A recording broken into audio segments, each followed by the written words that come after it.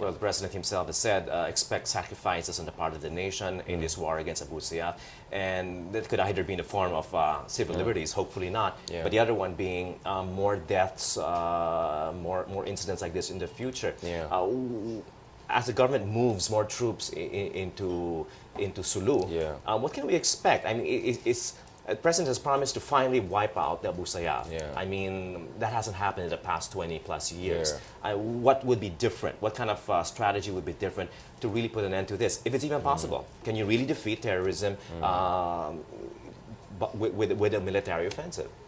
Well, the thing is actually just 2 years ago, back in 2014, the United States began to withdraw some of its special forces because there was a assessment that some of these extremist groups were actually pushing to the state of hibernation, if not complete extinction. So, and that was a result of very effective counter-terror cooperation between the United States and the Philippines, and it was showing that the actually training of our troops, special forces, was paying dividend. Now, of course, you have resurgence of the threat since last year, and it has to do also with the events in the Middle East and ISIS trying to expand internationally. But I believe that we could go back to that stage if we again step up on that cooperation, and that shows how important the United States is to us as a partner. I was going to bring that up, that point. I mean, you're at a point where the President Duterte has been quite ambivalent about his relationship and reliance on the U.S.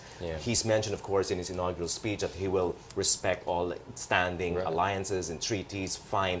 But, you know, the fine print is where you kind of want to look at the gray area. Will this push the administration closer to the United States again?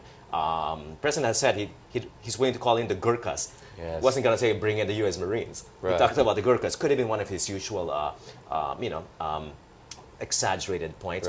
But it kind of gives you a reflection of whether indeed he will or not rely on the U.S. for this fight against Abu Sayyaf or extremism in general. Well, speaking of President Duterte, he is a fiercely independent-minded person, and patriotism, this is something that he always wants to emphasize as far as his credentials are concerned. He was there in Mindanao. I think for President Duterte, it's important to make sure that foreign interference in domestic affairs are kept at the minimum level, and that we are very self-reliant in dealing with internal security issues. But nonetheless, this is an age of globalization. Threats are globalized, so responses should be also globally coordinated. And we cannot deny that when it comes to intelligence and capabilities, the United States is still an indispensable nation in many ways. And I think everyone has to admit it in one way or another. And that is why it's important, the upcoming meeting with President Obama on the sidelines of the ASEAN summit, because, of course, initially there could have been some frictions because President Obama said that he's going to mention the issue of human rights. But as we saw how he did during the G20 summit, he tried to always walk this diplomatic tightrope to make sure that he emphasizes America's perspective but not alienate partners, including China. So I believe that in the upcoming meeting between President Duterte and President Obama, there could be some issues of human rights, but counter-terror cooperation will definitely be on the table, and the United States will offer maximum possible assistance to make sure that the Philippines will be able to protect itself and also preserve its democratic values despite the security threats that is coming under. So in fact, there could be greater sympathy. I expect more sympathy for the Philippines because we have been getting a flag for allegations of human rights setbacks in the last few weeks, but now we are in the mood of getting global sympathy. All major leaders of EU, US, France, Japan are now expressing sympathy for us. So President Duterte is going to go there, not in a defensive mode, but in mode wherein he can get sympathy and support from other countries. And I expect the issue of counter-terrorist cooperation will be on the table when he meets President Duterte in coming days. Will the South China Sea dispute also be on that agenda? I mean, the Western press has projected that one-on-one meeting with a lot of excitement, of course, because of the issue of the statements against the UN ambassador, the US ambassador, his statements about leaving the UN, his statements about, about the relationship with the United States, the human rights, extrajudicial killings.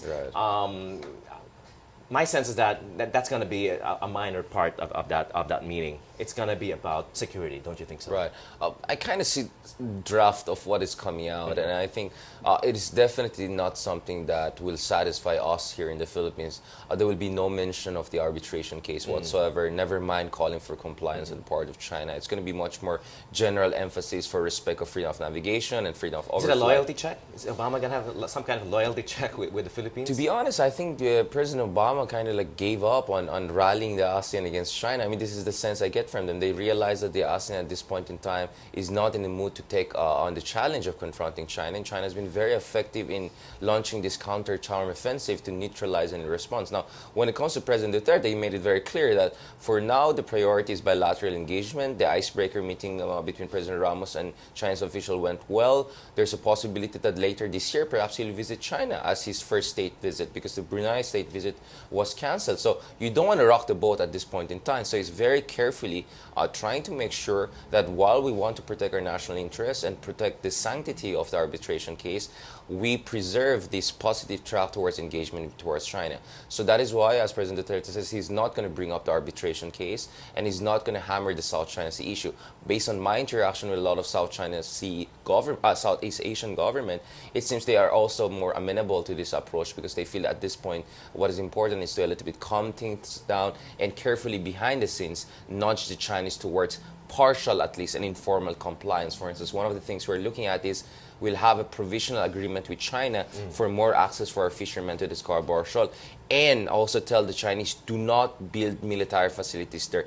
That could be very dangerous flashpoint. As we speak, Professor Heydarian, intelligence reports coming in that there's a lot of movement around the Scarborough Shoal, barges in the area. We're not sure what these barges are, construction barges. It's not clear as to the specifics, but again, the timing. On the eve of the ASEAN summit, China playing this game of brinksmanship.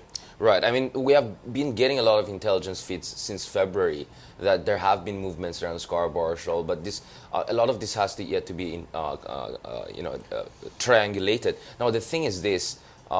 Definitely on the part of China, they want to communicate to their population that we are standing our ground, that nothing will intimidate us. So we expected this coming, that there'll be some movement, some deployment of military assets to prove to the world that we're tough, we're not going to follow the arbitration case.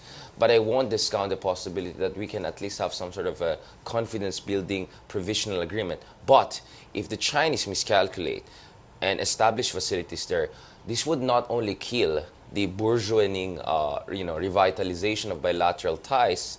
I think Duterte will take it very wrongly. And I consistently warn my colleagues in China, Duterte is pragmatic in foreign policy, but do not take him for a ride. Do not embarrass him. He's taking a lot of his diplomatic capital to reach out to you guys, because the Filipinos are very anti-China, and we just won a case against you. So do not provoke President Duterte. And if facilities are built there, the U.S., I think, most likely will be involved. They already have contingency plans. So all of this kind of a equilateral balancing strategy will completely be disrupted, and expect Duterte to be more aligned to the U.S. if that things happen. So a lot is at stake on part of China in this case. This is President Duterte's first foreign trip, and I suspect one of the few foreign trips he's taken, even as mayor. It's his debut on the world stage, so to speak. He'll be faced with international press. How do you think he'll be received? I mean, we already know, we have a preview of what people think of him going through at least the Western press. But what about the ASEAN? How do you think these leaders are reading him right now? Well, to be honest, I think everyone is trying to decode the Gong, no? So are we. Yeah, he's quite a complex, multifaceted character, and unfortunately, the international media or Western media only focuses on his most controversial part, or let's say crude and offensive part. But I think when you talk to the governments and policymakers around the region, who also seek advice from us who supposedly know more about him, they appreciate that there's a lot of streak of pragmatism, and in fact, geopolitical sophistication to this president. I mean, I very much expect that next year, when we become the ASEAN chairman, there'll be more emphasis actually on economic cooperation and socio-economic interaction.